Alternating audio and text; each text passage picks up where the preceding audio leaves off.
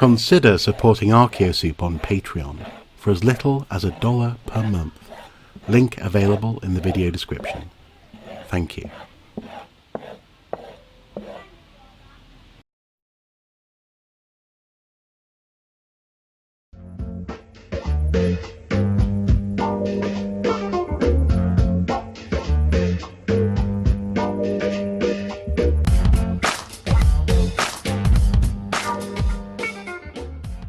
Hello, Cara Cooney. Hi, how are you? Not too bad, not Hello too from bad. Los Angeles. Well, hello. Is it as hot there as it is here? Well, it's probably hotter. It's one thing that I was just talking to a European friend of mine that if you grow up with Fahrenheit or Celsius, you just can't No. go to the other side. And so right now, I'm close to the ocean, so it's like 80 degrees Fahrenheit. Okay. It's nice, Okay. but it's hot. Yeah, it's So. livable. That's livable. Okay. Well, we had record-breaking highs of 33 degrees Celsius, but that's also equally incomprehensible, I suppose. You know? Like 90 something. Yeah, I don't, thereabouts, you know, yeah. But we should all be on the same page with these things, and I understand American, it's stupid that we're not, and I apologize on behalf of my country. Well, you never know. With Brexit, we may end up going back to Fahrenheit. Who knows? I heard that, and Yeah. and pounds and inches and all of the It means things. nothing to me. But anyway, so it's a pleasure to see you again. And this is our second interview. This is actually one of the first follow-ups that I've done. But this has been, I'll just say to the people at home, this has been actually on the cards for a while now. We kept rescheduling it, and yeah, I think I started it, right? I started with the rescheduling, and you rescheduled, and now been about 18 months of rescheduling, but finally our diaries have aligned.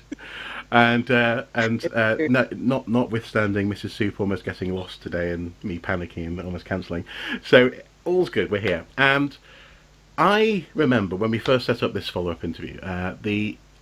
This was just in the aftermath of a certain election in the US.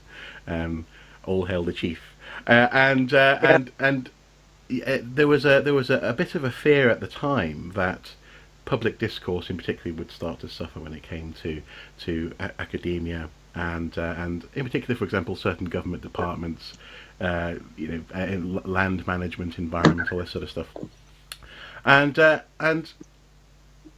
I'm glad actually. It's okay. I'm glad in some ways that it took a little bit of time for us to get this interview lined up, because it's been interesting to see how things have happened over the past couple of years. And given that we've covered the basics in that previous interview, I'm curious to know what's your opinion of what's the current state of affairs when it comes to the health of, I suppose, the voice of academia in particular in the US. Oh, it's so hard because of the amount of anti-intellectualism that's running around the world today. It's not just an American problem, not just a British problem, but everywhere. This idea that a specialist is somebody that doesn't need to be listened to. I saw a cartoon the other day that said, I always tell jokes wrong. It was essentially a bunch of people in the plane saying, I could fly this plane. I could too. Who does he think he is, that pilot? Or whatever. Of course it would be. But the idea that, education is something that's dangerous, is something that that makes people suspicious. We've gone through this, humanity has, since education has been a formal thing, and we can't expect it to not go through these waves. So we're in a current wave of anti-intellectualism, and that means that on the one hand, saying that I'm a college professor and then I have a PhD in ancient history, archaeology, Egyptology, whatever, is useful in some senses. In other senses, it's a game changer, and then people have this suspicion of me as being part of the libtard. That's a fake word, right? Or left-wing commie pinko socialist conspiracy or something. Or even, I suppose, the least charged one would be that you are somehow mainstream, and that there is a truer alternative out there, perhaps. That's certainly something that seems to be a strong theme. Or that opinions are this is the problem now, that facts don't matter, alternative facts, that you can use your opinion almost as a fact these days. And so if you want to believe in creationism, that the world is less than 6,000 years old, then this is something that is completely okay for you, and don't step on my faith and all of these things.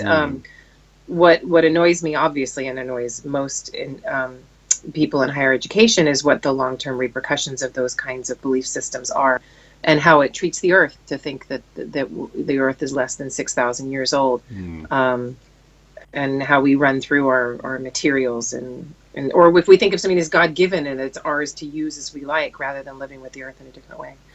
Well, it's funny you should say that, because something which has been sort of on my mind quite a lot, and I just wanted to stress for people who are watching this who may be going, oh, you're going to get political. Thank God. Well, no, the point is, though, is that there is this strange pretense that it's possible somehow to be a thinking person, or, for example, an archaeologist, and be completely apolitical. I mean, Egyptology comes with a whole other layer of politics, I imagine, when it comes to getting access to Egypt in particular. But just before we move on to that, I suppose I'm just curious about this notion that that expertise are to be discouraged. For example, I don't know anyone who, for example, say, I disagree with politically, who doesn't want their child to be educated, who doesn't want them to have access to university. But there comes a certain point, presumably, in that relationship, when they'll start to distrust somehow the structure that they encourage their child to be part of. I find that to be a fascinating problem, and I wonder whether that's a sustainable problem at the moment, in so much as the relationship between good work and good ideas and the people who those ideas are intended to help and educate seems to be becoming incredibly fuzzy and very difficult. I find it so interesting that, on the one hand, I'm accused of being too specialized, and then why is government funding going to things like New Kingdom ceramics typologies and things that don't matter in the world? And yet, when I try to make Egyptology accessible, relevant, important to what we are going through today, because Egyptology is, for a reason I'll state in a bit, I'm told that I should stay in my lane, that I'm an Egyptologist, not a politician, that I have no right to be talking about things, that I shouldn't be talking about things, when in actuality Egyptology gives me two main assets as a historian. Number one, I study authoritarianism, straight up. And so I know how it works. I know how I study how authoritarian leaders make their regime seem to be like puppies and rainbows and perfection and beauty and God-given and nothing that you should fight against, number one. And then number two, Egyptian history gives us the advantage of 3,000 years of the same culture, the same religion, the same political system, the same language, with a great deal of upping and downing, a great deal of prosperity and crisis, and all of these waves. And I dare say there's some probably, though there isn't populism in a competitive system in Egypt that it would allow anybody at the bottom to push against the top in a real way. But maybe there was even some anti-intellectualism thrown into the mix throughout Egyptian history. I bet we could find some. So to have that longue durée, as an archaeologist or historian would say, is incredibly useful. And this is what I teach my graduate students. Look for how the work is relevant. If you stay in your New Kingdom typology ceramics forever, then what the hell are you doing? Why are we even bothering? What's the point? And so I try to make it as relevant as possible. And it's interesting how that is used as a sword usually by the same people. How dare you stay so specialized? Why? I'm not going to fund you. And then how dare you get political and try to tell me the way the world works? You're just an Egyptologist. Go back to your pots, or whatever it is you do. And I suppose that's the thing that frustrates me, is where is it in this ideal paradigm that people want their political discussion to occur?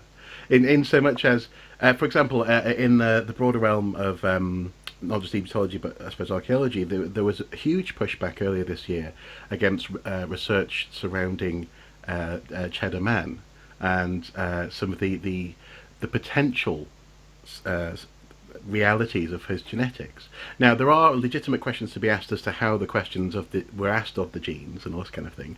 There's a methodology question there, but the ideological pushback against essentially what is an ongoing scientific conversation was so strong that there was no room to actually accommodate those people's questions. You sort of find yourself going, well, where is it okay to talk about politics? If you think this is somehow identity politics, when actually it's simply a new scientific discovery that may be modified in the future. Who knows? That's science, folks. People don't like to talk about their claim of the ancient world, and yet they do it every day. And I dare say that Mary Lefkowitz's book Against Black Athena is very much a claim of ancient Egypt by white European colonial sentiments. So even though I complain about being overly sensitive, the idea that we may be much more diverse than we think, or that we try to claim, or that we have white privilege, or that we engage colonially with the Egyptians that we work with, all of these things need to be discussed in a more forthright manner. I mean, for Egyptology, I remember when King Tut, do you remember that facial reconstruction that was done by the French that made the cover of the magazine, and they showed him like Barbra Streisand and completely white? Yeah. We had people picketing the next day saying King Tut is back and he's black. And I have that T-shirt to this day, and I think it's great. Yeah. Well, and it's in that sense as well, it really highlights that an awful lot of what we do is interpretation, and it's an ongoing conversation. So the French reconstruction was one way, the British was another way. If you look at some of the sculptures in his own tomb, you can make arguments about all sorts of different types of things going on with his skin color. It's interesting how people don't seem to want archaeologists, especially public-facing archaeologists, to talk, and Egyptologists, to talk about things that make them personally uncomfortable. I find that fascinating, and yet what we're dealing with is reconstructing worlds, which includes new, uncomfortable, challenging ideas. It's a curious one. It's also incredibly interesting because the way archaeology has been used through time as a tool of power by nationalistic regimes or others, imperialist regimes, has been frightening. And so on the one hand, you understand why, you know what I'll compare it to? I can kind of understand why people would not want to hear some of these things from archaeologists, because it could potentially be used against them, in the same way that biological understandings of humanity were used for eugenics to claim that white people were superior in mind and body than black men and women, or women and men of color. And I'm reading this wonderful book right now that I don't have in front of me. Can I run and get it? Yeah, sure, yeah. Yeah. I'm reading this great book right now. I know it'll be backwards, but The Matter of History by Timothy LeCain. How things create the past. And this idea that that what is right and good is to completely discount nature and instead prioritize nurture, because that is the only moral way of going about it. And there's a whole discussion about how this works for archaeologists and history, has allowed us to remove ourselves from the world almost entirely, as not even animals, as separate beings, as something with a soul. I think, therefore I am, which is a very dangerous way of going about anything. And the point of the book is, we're here with gravity, we're here with the same minerals, we're here with the same, material worlds, and it would be different in Indonesia than it is in Britain than it is in California. I mean, those are meaningful things, and we are embedded in our world. And he has this whole section where we're not even ourselves, we're more foreign bacterial than we are human, and that there's more of that DNA in us than there is human DNA, and it's wonderful. And the more we've cleaned ourselves up and thought of us as non-animals, the sicker we've gotten, the fatter we've gotten. The more we've surrounded ourselves with plastic, the worse it's gotten. And the more, so we need to get back to understanding that we're animals just like anybody, just like anything else. Any animal, and embed ourselves in that world. So well, and actually that's also quite interesting, because there is this. This also comes back to this question, this idea of how people use the past for identity purposes. So, for example, you have this notion of for example, one of the videos on our YouTube channel that gets most of the most interesting comments is one talking about, or using, Celtic identity as an example to study actually what it means to be an Iron Age European, and how actually it's not like there's a Celtic pot of people out of which came the Celts. It's much more complicated than that, and it's fascinating how people sort of abstract the idea of that identity in the same way that we abstract ourselves from the world, to the extent that they somehow think that people in, say, in northern France would have had the same geographical knowledge of Europe as a modern European does, and that their embodied existence would somehow have been just as connected via technology, in particular, as we're accustomed to today, to people who they could never have met physically. It has this duality whereby it both abstracts but also creates this false sense of connection with people who we cannot comprehend their existence truly, and therefore we tend to come down on a simple answer. We tend to say Celtic, or we tend to say something like Saxon or whatever, when it's much more messy than that. But, it's a huge mess until we get our time machine and are able to go back into the past and discuss things with these people. The more I'd rather see them as very much like us, but without, we have all kinds of, really, how many people understand geography? We're going to go out on the street and we're going to talk to people and find out how much they understand geography. I think that we will have shocking results, and we will realize that there are very few people who are able to understand the world in the way that a history book might present. Most people are going to be worried about the next day, their system of power, who's trying to control them at work, their situation at home, their children, their health.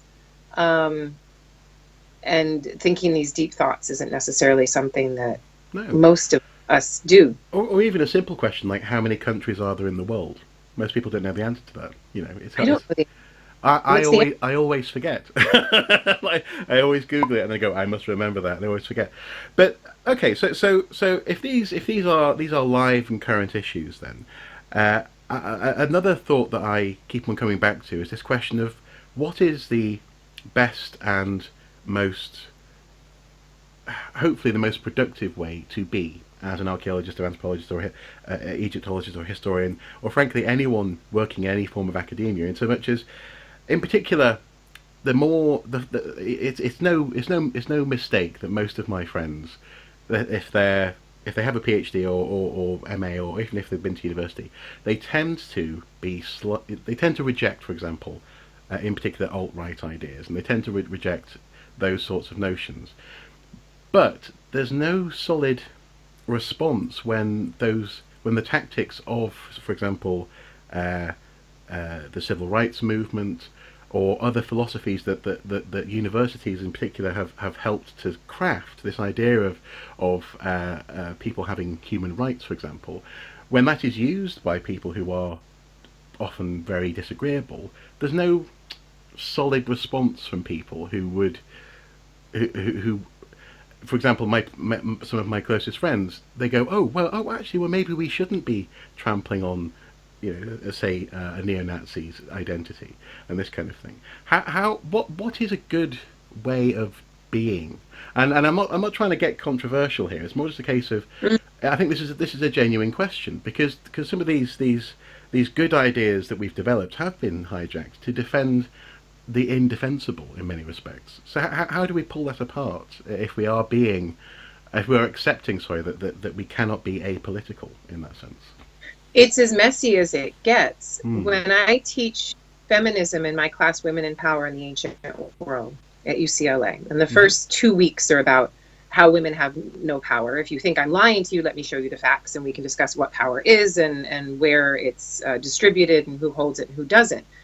We then go into an anthropological discussion of female power versus male power, and then a biological discussion of female power and male power. What is sexual power for a male versus a female?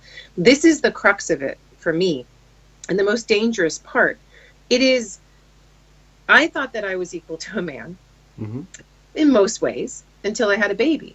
Then I have that kid that just ran in here and disrupted our interview, and everything changed. I realized that bodily I was I had to deal with the pregnancy inside my body, while you get to have all your pregnancies outside your body. You don't have to deal with hormonal change. You're not tethered to your child hormonally as he or she grows up. And you don't have that exhaustion, and you don't have to breastfeed, and you don't have to do all of that stuff. That biological connection is absolutely essential to me to understand power for a female in this world. And if I throw out the biological part of it, I'm throwing out the biggest human animal element. In the same way that when we talk about Brexit, alt-right, neo-Nazis, white nationalism in the United States, evangelicalism, all of these things, we're making it all about Descartes, I think, therefore I am, and we are separate from this material world, which is absolute bullshit, because what it is you should be going to, the white guy in Wisconsin and asking how he feels about the black man. And we should also understand that racism is a biological norm, that you have to think your way out of racism, just the way you have to think your way out of sexism. If we understand that they're biologically given, so go ahead, sorry. Well, I'm saying, do you mean in so much as humans are, as it were, difference engines? We spot things that are different, and then we have to decide how we respond to that. Is that what you mean by it being a biological norm, almost? I mean that if we followed a sociological study that determines when racism, as it is, or racial preference begins, you will see that white babies like to look at white faces. Black babies like to look at black faces. That there might even be a recoil or a worry if they see a different skin color, that it is in our genetics to think of my tribe, my group, that person looks like me. There are other studies done that show that people are often more close friends, not always, but often closer friends with people with whom they're actually related. There's second, third, fourth, fifth cousins. Now, that makes a lot of us feel uncomfortable. It's something that intellectuals are like, oh no, we don't talk about that. We're not even going to discuss it.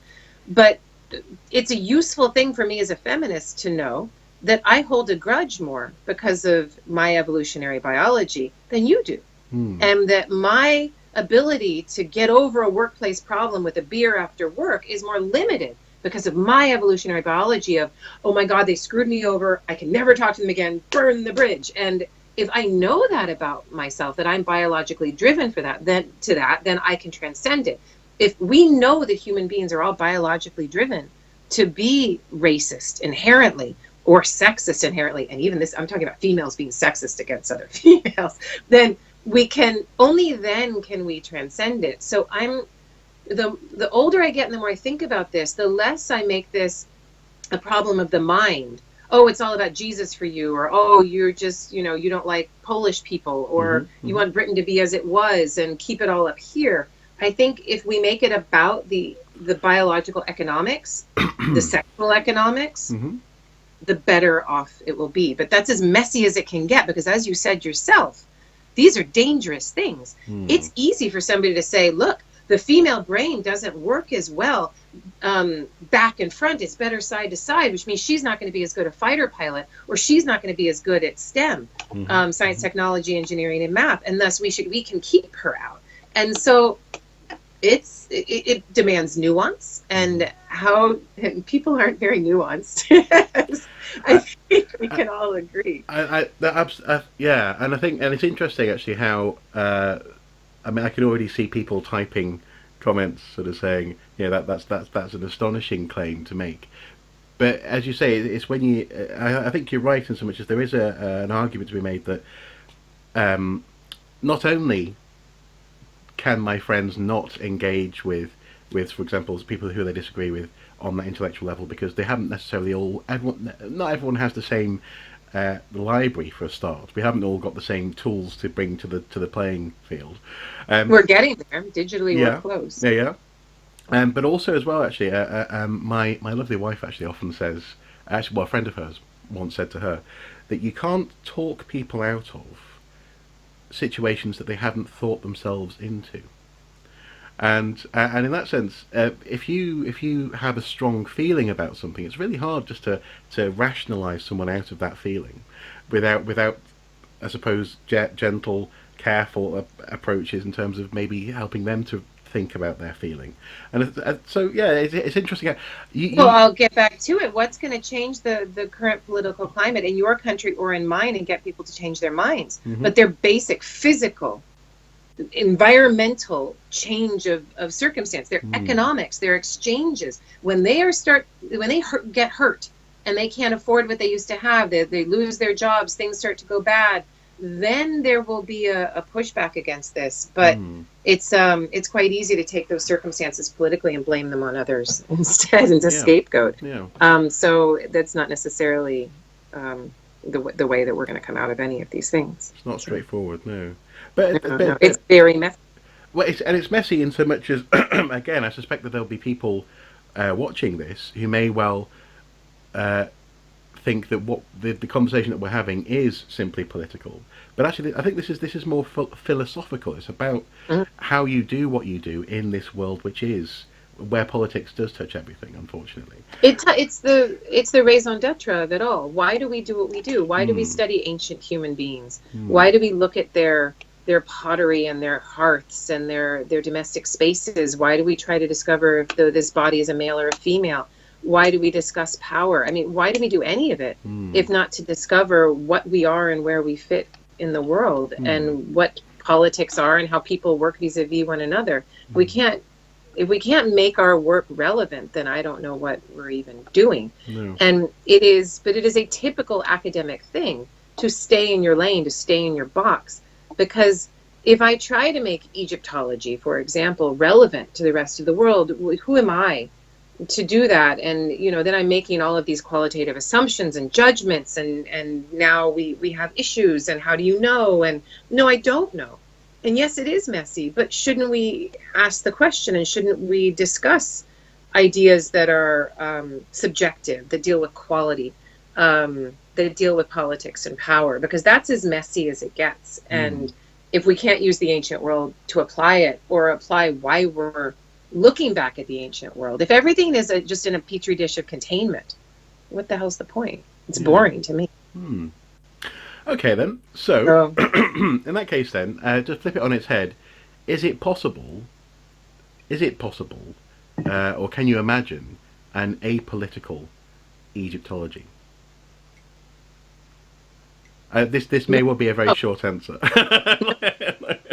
No, it's impossible from our, Victorian origins, when everything was Petrie searching for the Bible, or the master race of Emory, or some of these other highly politicized things that we did without even thinking about it. We did as a knee-jerk reaction, and we weren't critical of them. Or Hatshepsut as a throne-stealing witch, right?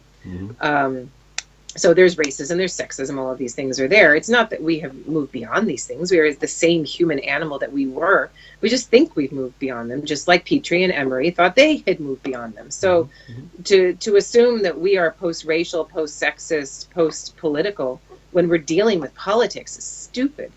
Or even I imagine that one can engage with an artifact, like, for example, a mug of tea, in a way that doesn't relate it to your body, and therefore to your gender, and therefore to the person that made it, and therefore to how they were paid, and therefore to everything's political with Egyptology. Let me tell you, this is the most personal part of it, that Egyptology does not grapple with and is not critical of the fact that they are studying and working with an authoritarian regime.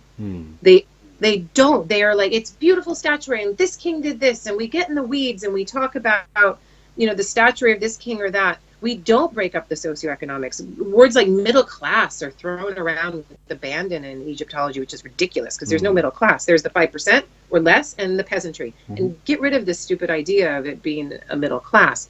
And I remember the first time that I realized I was studying an authoritarian regime as an Egyptologist with a PhD. And I found myself stunned and shocked that it had taken me that long to viscerally accept that I was studying a system of power that I would find repugnant today. Yeah. And so do you think the tendency, therefore, has been to look at either to ignore or simply to look at the achievements of ancient Egypt? So things like, we see it look positively. At the pyramids. Yeah, that kind of thing. Yeah. And then when you don't see it positively, then people are like, oh, you're going to get all Marxist on this and all this. Really, I mean, Marxist theory is still brilliant and still incredibly useful. And if Egyptologists just applied Marxist theory a little bit more to funerary practices, we would not have books by the likes of Jan Assmann. It's a very good book, Death and the Afterlife in Ancient Egypt, which treats the entire understanding of Egyptian afterlife from an elite perspective without any critical understanding that there was 95% of the population that may have had a completely different way of looking at it. Maybe not completely, but they certainly couldn't reach those levels of intellectual achievement and material production and conspicuous consumption. No. And unless we have some sort of Marxist understanding of this place, we won't truly understand it. The other problem with I'm sure you can think of other fields that are like this, is we got too much damn stuff. And so we can spend our lives cataloging and memorizing and looking at all of these things and say, no, that's 18th dynasty clearly, and it's Amenhotep III late, and it's this and that, and argue amongst ourselves without looking at how these statues and hieroglyphs and texts and coffins were used as tools to display and reify power. That's the most interesting thing to me now. So no, nothing's political. No ancient Egyptian text reading is political. No coffin study is apolitical. Yeah. Apolitical. No coffin study is apolitical. No discussion of kingship or a battle is apolitical. That's pretty obvious. But then when you get into material studies as well, none of it is. Well, and I suppose in that sense it's probably therefore important to fall back on the purest and broadest definition of politics, in so much as how power relates to others, as opposed to whether you're red or blue. You know, it's a friend of mine once said that in politics, and I think it's probably quite true actually, really policy and your party's agenda don't really matter. What matters is the status quo and the extent to which opposing that status quo will afford you power. And and if you think about, for example, that same person, he threw out a fairly clumsy analogy, but I think it probably works. If you think about the fact that, say, Lincoln was a Republican, you can see how it's possible for people today to go, what? Because actually what matters is how you oppose the status quo. And so actually policies that you know, it's a clumsy analogy, but it kind of works. Things move and change because it's all about the relationship to power. That's the purest definition of, as it were, politics.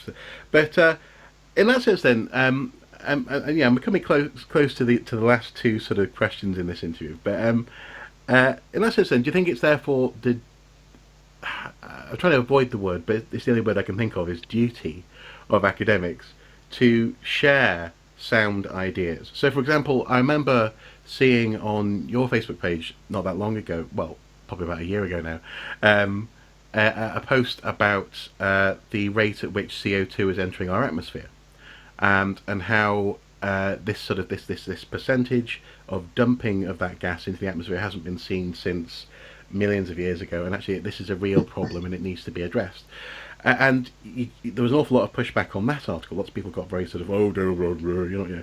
But is it actually one's duty, therefore, to actually go, well, actually, this is another good idea. Here's a good idea, people, and make connections that are sometimes quite obtuse? Because in that sense, I imagine, I mean, I think you said in our last time we spoke that you're fascinated by how cultures come to an end. In that sense, climate change may well be the one that ends what we call civilization at the moment.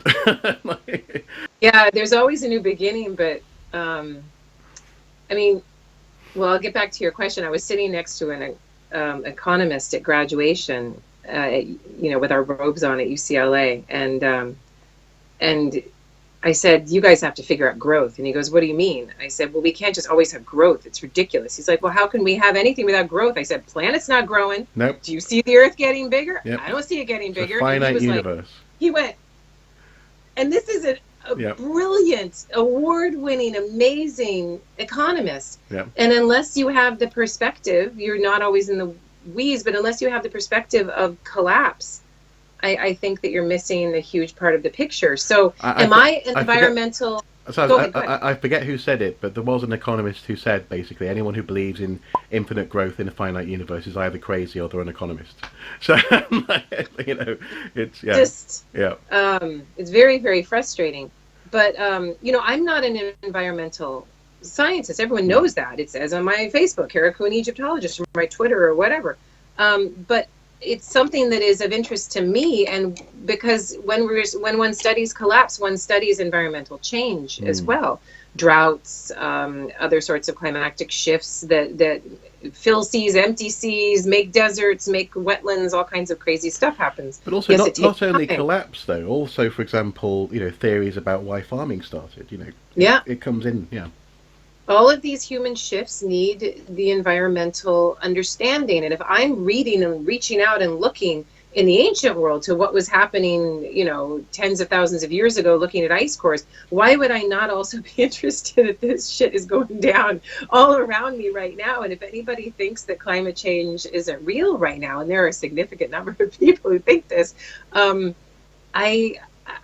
then return to the anti-intellectualism at the beginning of the discussion, that cognitive dissonance is too much for that person to take. They can't, as a human animal, bring this into their brain without panic and fear and there's nothing I can do. So it is much more comforting and easy to cling to religion, guns, Jesus, whatever, and instead of open-mindedly looking at the data and thinking what it might mean for us. So therefore, just to come back then to that idea, do you think that it's actually innately, in some respects, almost unnatural for human beings to be challenging themselves with these ideas? No, because we have these giant brains, so it's not unnatural. Okay. Here's the problem, I think, for you and me, is that we're part of a human species that, if we think of our species as one giant organism, it is a giant organism that we cannot control. It is bigger than we are. We're just the little, mitochondria in the organism. As it moves towards the cliff, and our brains are big enough to be able to see that we're moving towards the cliff, but we, as individuals within this giant organism, cannot turn the organism around. The organism will continue to do what it does. This is what history teaches me, that we are this superorganism that goes through these ups and downs and takes people along for the ride. The peasant without understanding, the intellectual professor with understanding. Which is better? I don't know. But there's not a whole lot that we can do about it. Or is there? Because if politics is about policy, is about changing directions, and is about making people see that if they don't do this, they will fail, there is a part of, I don't know, Mark, I go two ways with this, right? I get either completely cynical and I'm like, oh my God, we're all screwed and we're going to go over the cliff and we've done it before and we'll do it again and we'll ruin the earth, but the earth will go on. Or there's a part of me that says, I have an 8-year-old son. I have to at least make a go and try and be politically interactive. And thus my Facebook page exists as it does. And my Twitter and all these other things where I try to engage and not block unless they threaten to kill me or hurt me, maim me, and let these people stay on my page and say what they want to say and let the conversation happen. And the conversation is very intense right now.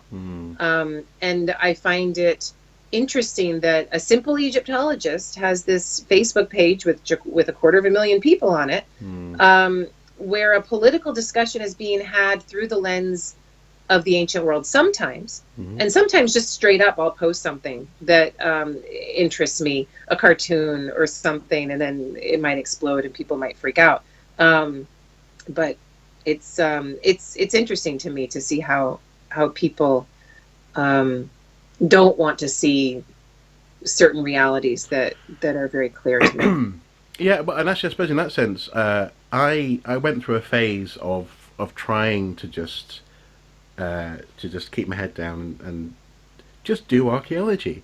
And when people occasionally kicked in the door and said, "Oh, what about the Aryans?" I went, "No, I'm just doing archaeology," and that lasted for about 6 months until I realised actually that. Well, actually, it lasted less than that actually. Until I realised that to a certain extent, and I think you've just touched on this, that the whirlwind will happen around whatever you're doing. And it's up to, and in my case, I made a conscious decision to do two things. I am willfully buoyant when it comes to people's comments, no matter how strange or sometimes downright scary they are. Sometimes they, as you say, can be death threats.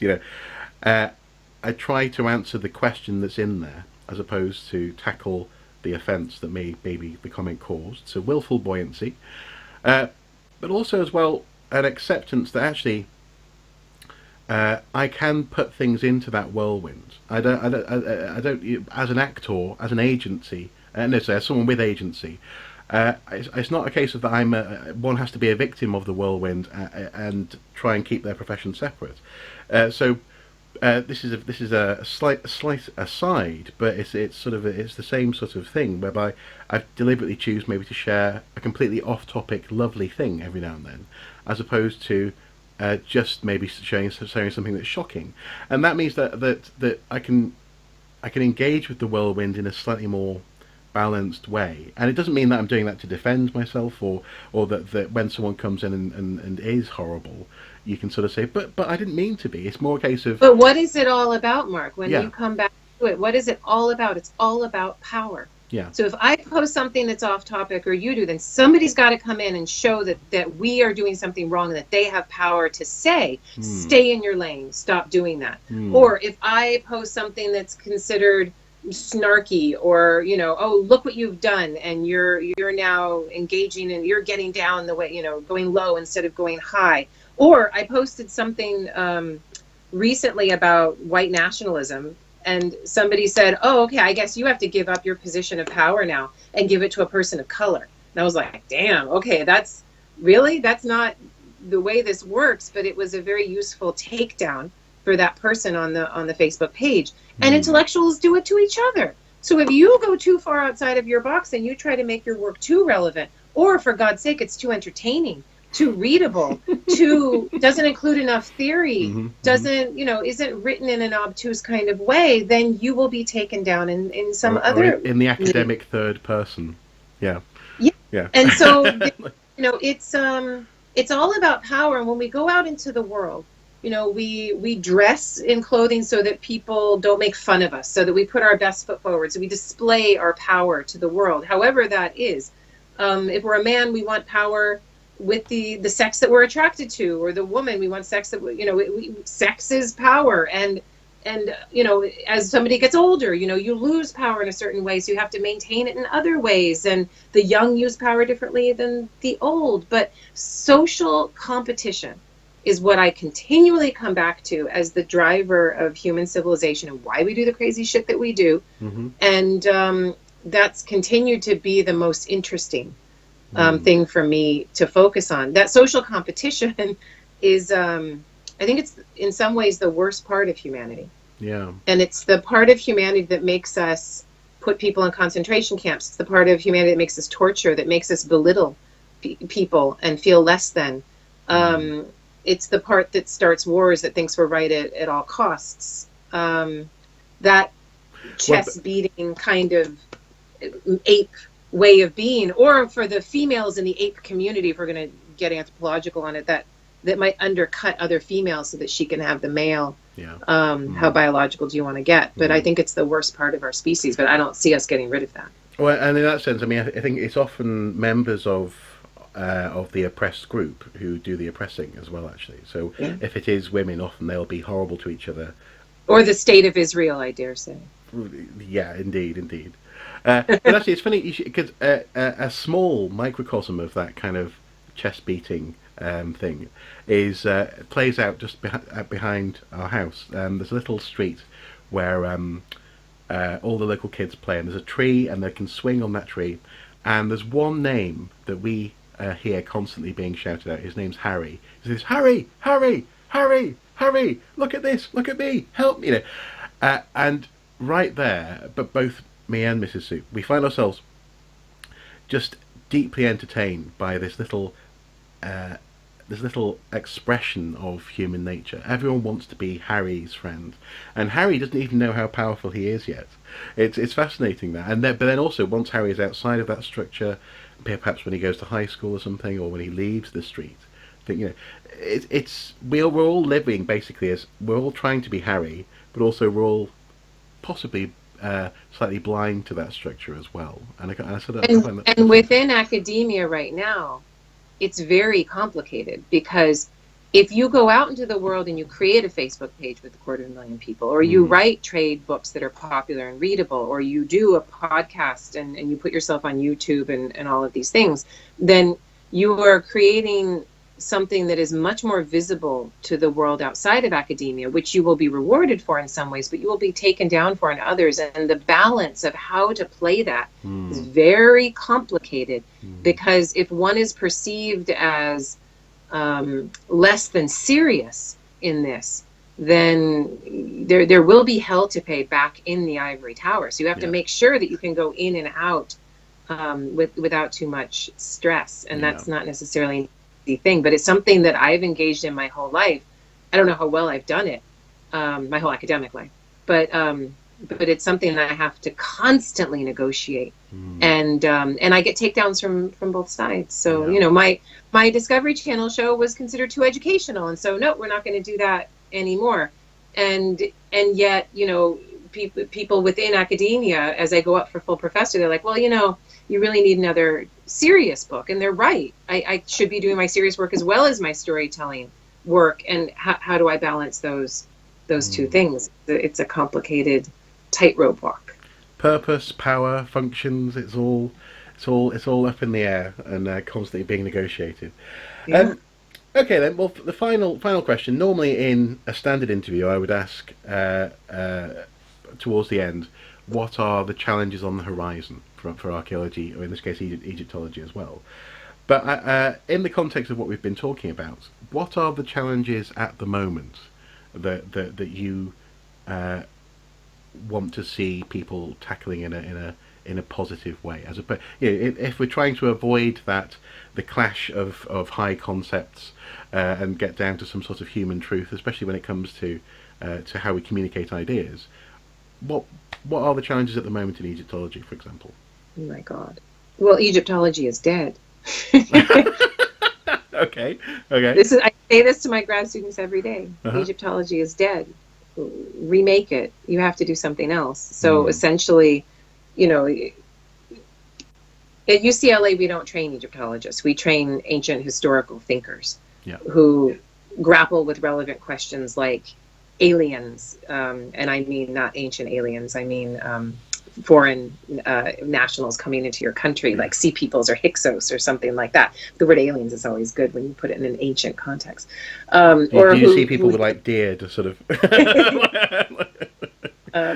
or who grapple with social competition like I do, or crisis or collapse, or femininity and powerlessness of femininity, or what that means, or authoritarian regimes. I mean, this is where I want all of my students to go. I want their work to use the Egyptian data set of those 3,000 years of the same history, language, culture, religion, political system to the best effect, to display to people, this is what we humans have been through before. This is what we will go through again. Let's think about how we can play it a little bit differently. This is the normal human reaction of this or that set of circumstances. I want Egyptologists to get more economically grounded, more politically grounded, more socially grounded. I'm working on a social history volume with two of my graduate students, Nadia Ben Marzouk and Danielle Candelora, and it's going to be a brilliant volume. So that's the direction that I'm going towards. What the rest of Egyptology is doing is, in some ways, it is more socially grounded. But if it's in a department where Egyptology is prioritized over connections to other ways of thinking, historical art, historical visual studies, cognitive science, then I think it will continue to be limited and continue to be belittled by others in the field, by classicists, by other ancient historians and archaeologists, as a descriptive field with no theoretical weight. So there's lots we need to do, but whether or not the system is set up to do it, at most institutions of higher learning, I'm not sure. Okay. Egyptology's got to melt into the rest of the world. Why are we separate? Yeah. Well, and it's interesting actually there, because I keep on feeling compelled to say archaeology and Egyptology, for example, and yet actually, you know, archaeology more broadly speaking is having to learn some of those hard lessons as well. One that I keep on coming back to in the past 10 years or so, I guess, would be the fact that when it comes to especially human evolution, we're having to reach out to people who already study things like the brain or biomechanics and or the way in which the bone on your backside relates to running and this kind of thing, in ways that objectively is common sense, but from within the field, as you say, that it's that tendency to be descriptive as opposed to. And I like this idea of the king is dead, long live the king. Yeah, remake it every time. That's a very good idea, definitely. Okay, cool. Well, one final thing then. What's on the horizon for you then? Anything interesting? You've mentioned your previous book. Have you got any new books coming out?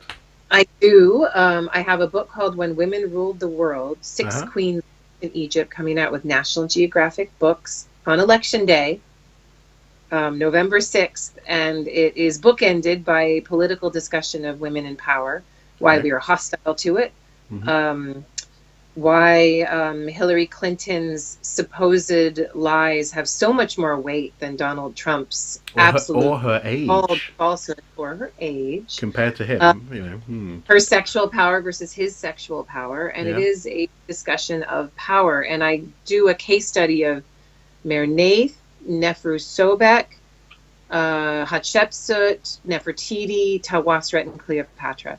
And I don't think I would have been able to see the larger patterns if I hadn't gone from woman to woman to woman, and I was able to put things together in a way that I don't think I would have been if I'd written a book about each woman separately. So it was pretty fun to. So is it kind of like a cross-referencing narrative, that kind of thing? Yeah, I mean it's me looking at their strategies, their abilities to find the power, but why they were allowed to do it at all, why it was useful for the Egyptians to allow it, why Egypt is different. The dark truth that women are only allowed to regularly find power in a place where the power is so unequally held and distributed. So this power would not, females don't get power in ancient Greece or Rome, where one man falls, another man takes his place. So it's, it may have something to do with our maybe evolutionary biological reaction to female power, that we connected to dynastic power and power that's more that's not very well distributed, that's more unequally held. So there are lots of ideas swirling about that, and no easy answers, because I would love to be able to say, oh, it would be a better place if women did rule the world, and in some ways I think it could be, but if women are following the patriarchy and going along with the dynasty of the man, then it isn't. And that's actually, it's interesting because not only so if you look at, for example, the two female prime ministers in British history, Thatcher and now May, they are described as Mrs. So they're related to their husband always. You never had Mr. Cameron; it was Dave Cameron all the time, or Mr. Blair. It was always Tony. They are criticised for what they wear and how they wear it. And descriptions as to how they relate to power is often matriarchal, or actually like a jilted lover. It's about, in that sense, to a certain extent, a certain element of sexual betrayal almost. This idea of she'll go in and she'll slap the cabinet around, like and those descriptions don't apply to men. In the same way, actually, and my wife loves the fact that when you look at, for example, ancient insults, she was fascinated by the idea of taboo words, and whether or not, in the same way that, say, in modern English, sexual and the most crude taboo words are normally applied to women. There's not really an equivalent for men, especially when it comes to the big ones, the big insults. Well, if we want to go biological, there's always the certain body part, either the vaginal or the penis. And when you call somebody a dick, which just used to be Richard, in some ways you're saying, yeah, he's a dick, but he's powerful. Yeah. He's using his dick. Barged his way in. Powerful. Yeah. When you call somebody a C word, which you guys really embrace a lot more than we do. When you think of how many, I mean, this is not a word that connotes a power that anybody wants to have anything to do with. No. It's a dangerous, ugly, horrible thing. Stagnant. That C word, like the most ugly kind of vagina you can possibly imagine, and it connotes it in your head immediately. An old, flabby thing that you don't want to have anything to do with, the crone. And so it's the ultimate takedown to say that someone is not even biologically valuable at all. And that's what, don't get me started on menopause. Well, actually, I was literally just about, I wasn't about to say menopause, but I was about to say, also in that sense, the female body is seen as much more inconstant. There was obviously the monthly cycle, but also the cycle through life. Far more changes, and therefore far more potential for the abuse of those. Okay. So I end my talks when I have a lot of public speaking, and I end my talks with this emoji series, and it has a man's day and then a woman's day. And the man's day, he wakes up and he has this bland half smile the whole day, same emoji, whole day, and then he goes to sleep. And the woman's day, we can imagine, right? She starts out, she wakes up, and then she's worried, and then she's sad, and then she's crying, and then she's freaking out, and it's just like up and down, and oh my God, and I put this up, and I just let it sit there. And the audience has this uncomfortable reaction. They start to laugh, but they know that it's true. Cognitive scientists know it's true. Evolutionary biologists know it's true. That women have more connection to their emotionality, that they can read emotions. I can read your emotions better than you can read mine, and that has been proven. Of course, there are gradients for male and female and all these things, and our cultural constructs of sexuality are much more binary than any real biology. But anyway, but I put this up, and I say, the reason you're laughing but uncomfortably, is because it's true. You all accept this as true, that this is the reason that we don't allow women to have power.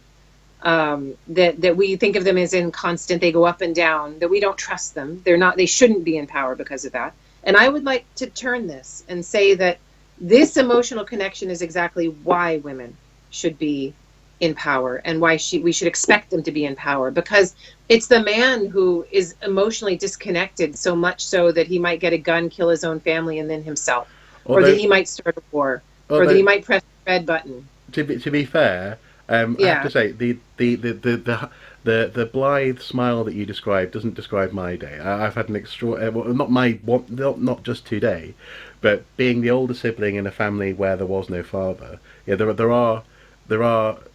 are fluctuations, but a man like me doesn't tend to be in power. This doesn't mean I wouldn't be prime minister in that sense. Well, and I return to how messy everything is again. That the human species has all kinds of gradients of what is male and what is female, and the binary doesn't really work. That's our own social construct. And there are men who have more feminine ways of understanding power, and there are men who have more emotional connection than women. And my husband is luckily one of them. And yes, but it's a rare thing for a woman to not be in touch with her emotions so much that she rapes and throttles and kills and maims. Now, I'm not saying it doesn't happen, but in the United States, with the most incarceration out of any first world country, hurrah, we have way more males in prison than we do females. I'm not saying that females can't kill and harm, but their ability to emotionally try something out first, to talk about it first, to discuss it, to feel it first, is something that could potentially help us with policy making. That a woman's ability to think in a more nuanced fashion rather than decisive, it's this way or not, in general, is... or I've lost somehow. Yes. I've lost, and therefore it's kind of... or to say, I'm confused by this, how does this work? And that these things are not weaknesses. No. Again, we're not biologically conditioned to think this way. No. So unless we are able to talk about it, we won't be able to transcend it. So all of these discussions of racism and sexism and power, to me, have to be an ongoing part of our conversation. And the fact that we're having this Me Too conversation, where that Trump is in power, that Europe is going through this alt-right transformation of its own and its nationalistic movement of its own, can be used to have the conversation and to make policy that is more progressive. The question is how far down the slope of inequality and taking and corporate power and megalomania do we have to go before we realize we need to get along? So, and maybe the ancient world can help us. Yeah, I agree, and that's the thing is that it's. I'll try and sort of end on this sort of irony, is that one of the most charismatic persons in British politics at the moment is Boris Johnson. You may have heard of him, and he is actually an ardent student of the classical world. He did classics at the university, at Oxford, and he compares everything in his mind to a long game. He actually wrote a biography of Churchill, and he essentially said that Churchill was gambling, that opposing fascism would get him on the right side of history. Now that's a fascinating insight into the mind of that man. But he doesn't have any moral understanding that fascism is in any way problematic. Well, but also as well, funnily enough, that he uses his historical knowledge to try and play games as though he's in the latter days of the Republic. You know, he tries to get power in our system in actually very clumsy ways, because he thinks that he's somehow Octavian when he's more like a Cicero.